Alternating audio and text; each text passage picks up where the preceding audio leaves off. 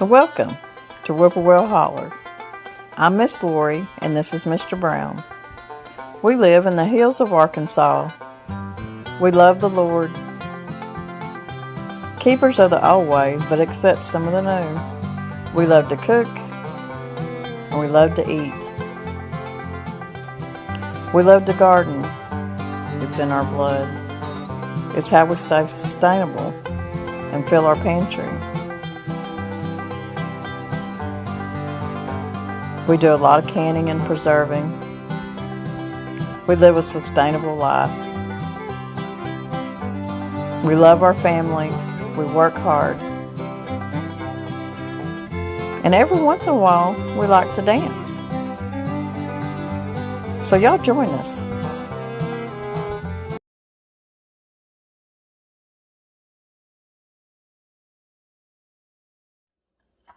So a lot of y'all are really enjoying the cooking for two recipes, just like a lot of y'all enjoy my lunchroom lady recipes.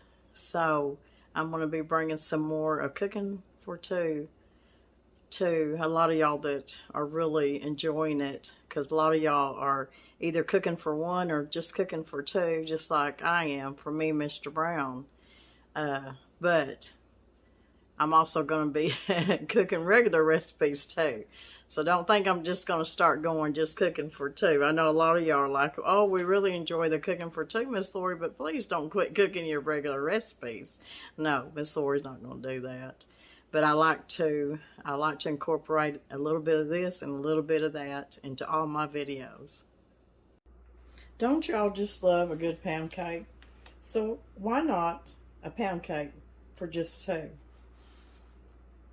I'm going to, there's all kinds of different dishes and different pans that you can cook these small amounts in. I'm just going to show you some that I have on hand right now. And what you're going to need for this recipe is just more or less a 5-inch dish or 4x6. This right here is about all the way around, except the closer you get down here, is about 6 inches. And I think it measured 2.5 deep. So I could easily use this to make my pound cake. I can also use these, the disposable little bread pans. And I use these at Christmas time and stuff all the time. I'd probably use 2 of these in this recipe. Or you can even use just some oven-safe bowls to cook it in. Just as long as anything is oven-safe. And these right here, I think, measured about 5 at each side and about 2 deep is what this measured. So just anything like that you have to cook a small amount in is going to work. You can, even if you've got maybe a 5-inch square baking dish or another little tiny bread pan or just anything like that. We're going to start out by mixing our butter. I've got a 1/4 cup of salted butter. Now you want it as soft, room temperature. And I've had this out a while, but it's pretty cool in the house. So it really didn't get as soft as I wanted it to. Now you can put this in your mixer, but it's just such a small amount that I think I'm just going to try my best to mix it by hand.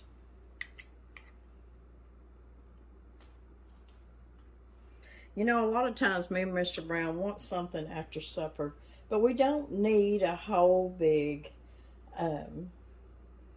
pan of cake or cobbler or just anything like that. Even a big batch of cookies. We don't need a big batch of cookies. If we're wanting just a bite or two of cookies, I've got recipes for a small batch of cookies too. So I've got a 1/4 cup of soft butter, and I'm going to use a 3/4 cup of granulated sugar. And I'm just going to work my butter into the sugar. Now you can use a mixer, but I'm just going to work mine in. And this fork, this is a mixing fork, and it's down in my Amazon store. Okay, I think that that's mixed up pretty well.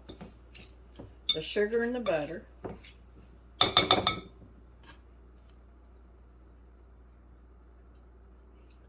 I've got 1 large egg. I'm just going to mix into my sugar and my butter mixture.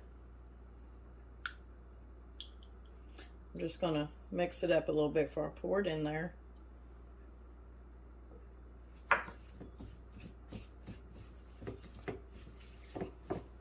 You know, we love pound cake, but we can't eat, you know, a whole pound cake. And yes, you can freeze it. You can go ahead and make it and freeze it. But you know what? I've only got so much freezer space, and I don't need to be making big amounts of everything and putting it all in the freezer. You know, there's so many good channels out there that's what they do is big batch cooking and put everything in the freezer. But that's not feasible, really, for me and Mr. Brown anymore. I don't have the room in my freezers because I put a lot of garden stuff up. And we also put farm-raised meat, pork, beef, chicken in our freezers. So I love these small amount recipes. Okay, we got our sugar, our butter, and our egg mixed up.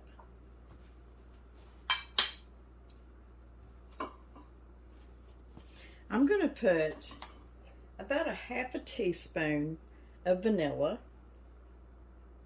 Now, if you wanted this to be more of a lemon taste pound cake, put you a 1/2 teaspoon of lemon juice instead of the vanilla. Or you can put 1/4 of each if you wanted to. Some people like that lemon taste in their pound cake. I just want vanilla. That's Mr. Brown's favorite. So we used 1/2 teaspoon. Now I've got 3/4 cup of all-purpose flour, and I've got 1/4 of a teaspoon of baking powder and 1/8 of a teaspoon of salt. And I'm just going to put that with my flour. I'm going to mix that up just a little bit. Find something to mix it up with. Easy. I'm just going to blend that baking powder and that salt in there. Just a little bit. Give it a head start. I've got my oven heated to 350.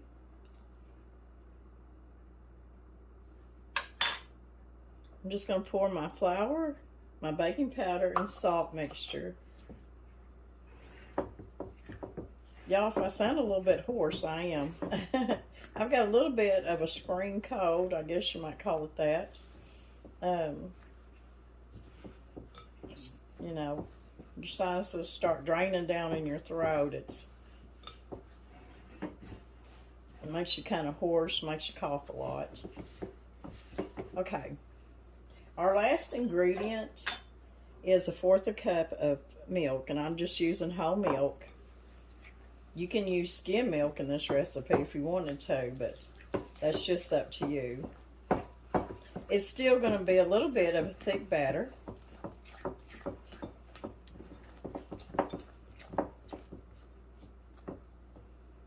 If I'd put this under there, it wouldn't be making so much noise.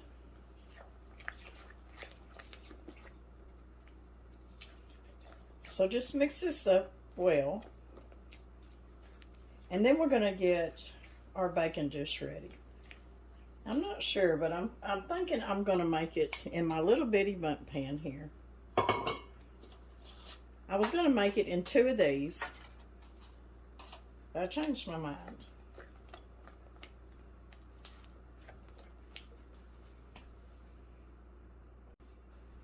I'm going to take my little bundt pan And I've had this butter sitting out trying to soften at room temperature.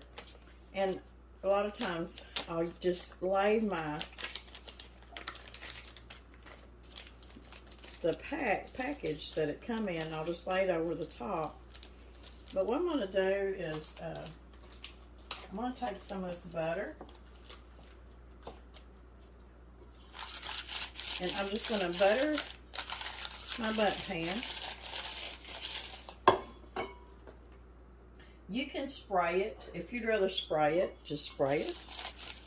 Just whichever way works good for you.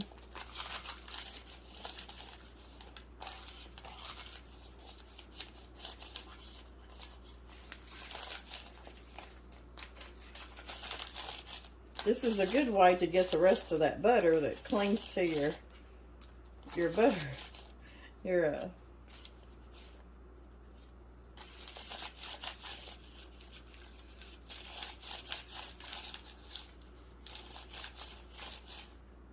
Okay, I think that's buttered pretty well.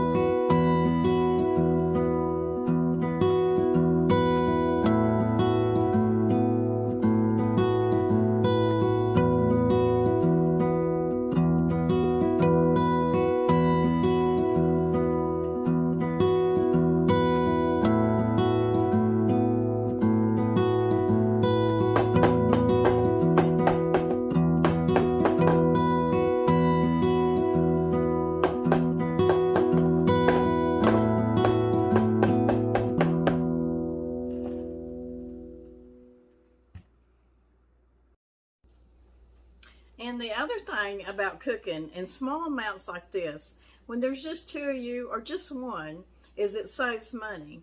Because it only takes just a small amount of ingredients to make something oh so good, but just in smaller portions. Well, our pound cake turned out wonderful. So now we're going to be making a fruit crisp for two, or for maybe one, and you can freeze the other one. Now you can make this apple crisp in any kind of little ramekin or any little dish like that you have that's oven safe.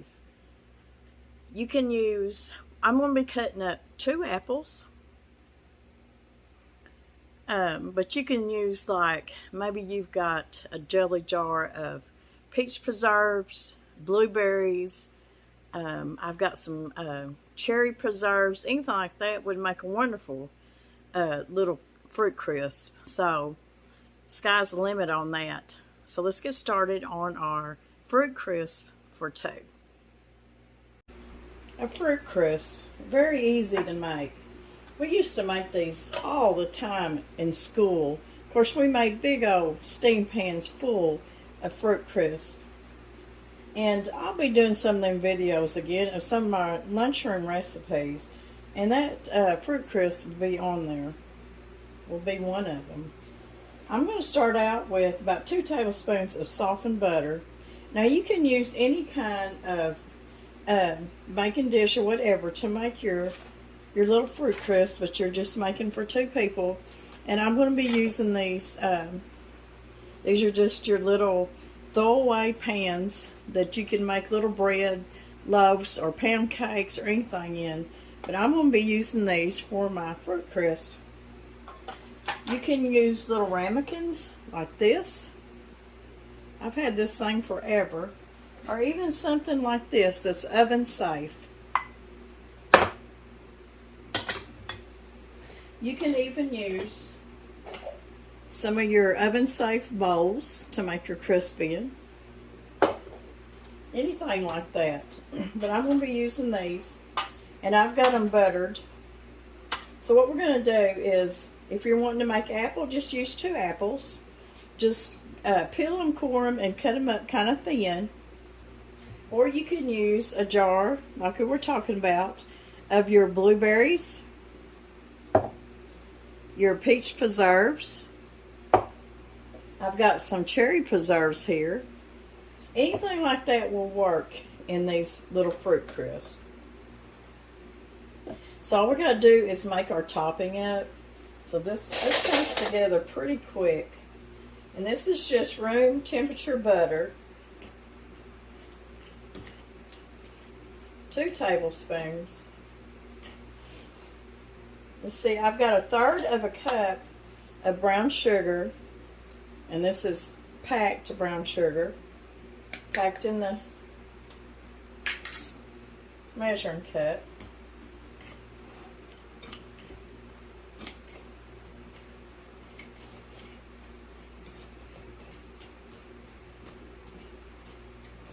And I'm just going to mix that good. I've got 1/4 of a cup of all-purpose flour. And I've got 1/4 of a cup of oats. Now you can use old-fashioned oats, or you can use quick oats, whichever you want to use.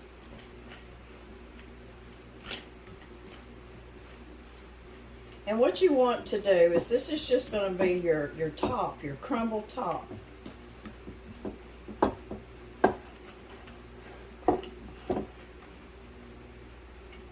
And of course you can make these up. And Mr. Brown must be home. My alarm went off. You can make these up and cover them in, once they're cool, once you baked them and cooled them, you can wrap them up in plastic wrap and then foil, and then put them in the freezer, and they'll stay good for about a month before they really start to freeze or burn, and even a couple months. And just take them out, thaw them out in your refrigerator, and then bake them just enough to warm them through. Or you cannot bake it and just put it in the freezer in its raw state, because there's no eggs or anything in here. But even if it was frozen, your eggs would be okay. And then take it out, thaw it out in your refrigerator, and then bake it just like you would if you just had put it together. Okay, I've got about 1/4 a cup of walnuts. You can use pecans. I'm going to use walnuts today. And I'm mixing this up by my hand because it's just easier to do, and I can get it mixed up better. So that's all you got to do, is just make your crumble topping, and it's about that easy. So I've got my 2 apples cut up here, and I'm just going to add a little bit of sugar to my apples. You can add, if you don't want to add any sugar, you don't have to. And then I'm going to put just a little bit of cinnamon. So just add the sugar and cinnamon to your taste.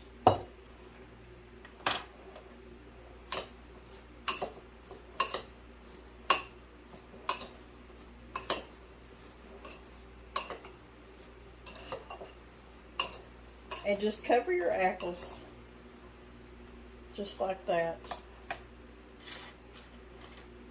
And then I buttered my pans.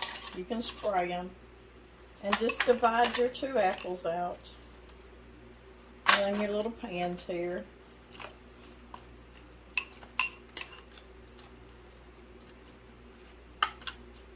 Now these were about medium-sized apples.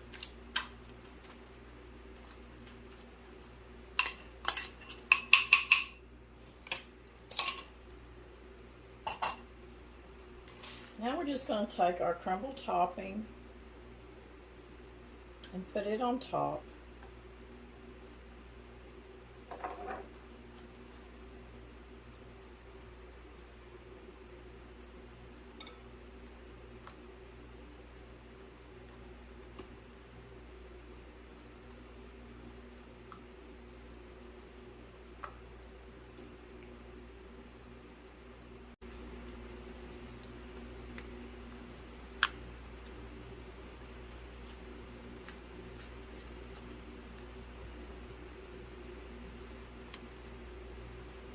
Just try to get as much of the same amount of mixture on each one and cover your pans up.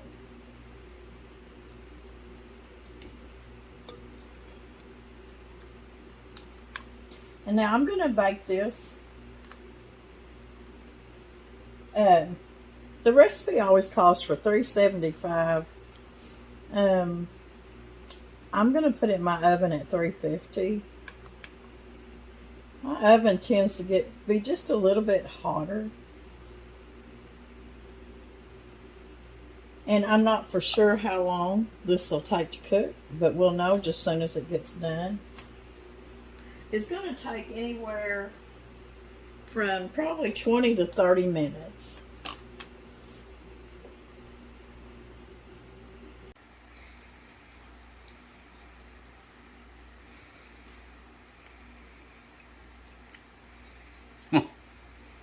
Boy, that's good.